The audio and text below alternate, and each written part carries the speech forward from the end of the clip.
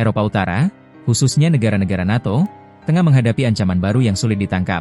Gelombang aktivitas drone misterius di dekat fasilitas militer dan bandara vital. Denmark menjadi pusat perhatian pekan ini. Insiden beruntun telah memaksa pangkalan militer terbesar mereka, Pangkalan Udara Karup, menutup wilayah udaranya untuk lalu lintas komersial. Pangkalan yang menjadi markas seluruh helikopter dan komando pertahanan Denmark ini tiba-tiba menjadi sangat rentan. Meskipun otoritas Denmark menyebutnya sebagai serangan hibrida, kecurigaan langsung mengarah pada satu nama, Rusia, sebagai strategi agresi tidak langsung terhadap negara-negara yang mendukung Ukraina. Insiden terbaru terjadi pada Jumat malam, di mana drone terlihat terbang di dekat Pangkalan Udara Karup, tempat sekitar 3.500 personel bekerja. Penampakan serupa juga dilaporkan di instalasi militer Denmark lainnya, meski namanya tidak dirinci. Krisis ini merupakan yang terbaru dari serangkaian insiden sejak awal pekan. Senin, Bandara Copenhagen, yang juga memiliki fasilitas militer, ditutup selama beberapa jam setelah sejumlah drone terlihat. Rabu malam, Bandara Aalborg dan Billund di Denmark, serta Bandara Oslo di Norwegia, terpaksa ditutup sementara. Fenomena yang sama juga dilaporkan di negara-negara NATO dan sekutunya, termasuk Jerman, Norwegia, dan Lituania. Polisi Denmark, yang bekerja sama dengan militer, menyatakan tidak bisa mengomentari asal drone karena tidak berhasil menembak jatuhnya. Namun mereka mengakui bahwa serangan hari Kamis tampaknya merupakan karya aktor profesional yang dilancarkan secara lokal.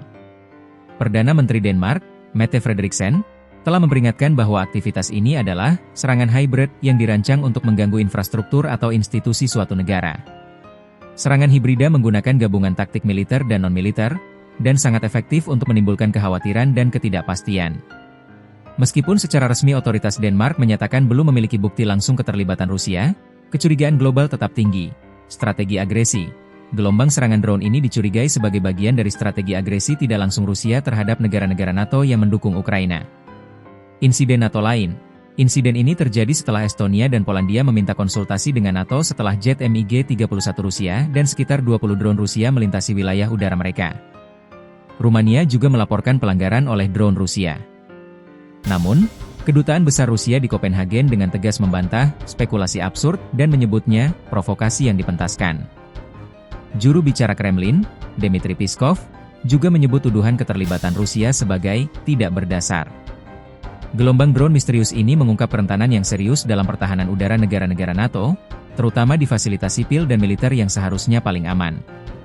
Ini adalah bentuk baru dari perang tanpa peluru yang menguji kesiapan dan respon aliansi. Menurut kalian, bagaimana NATO harus merespons serangan hibrida menggunakan drone kecil ini tanpa memicu eskalasi militer langsung dengan Rusia? Tuliskan strategi terbaik kalian di kolom komentar.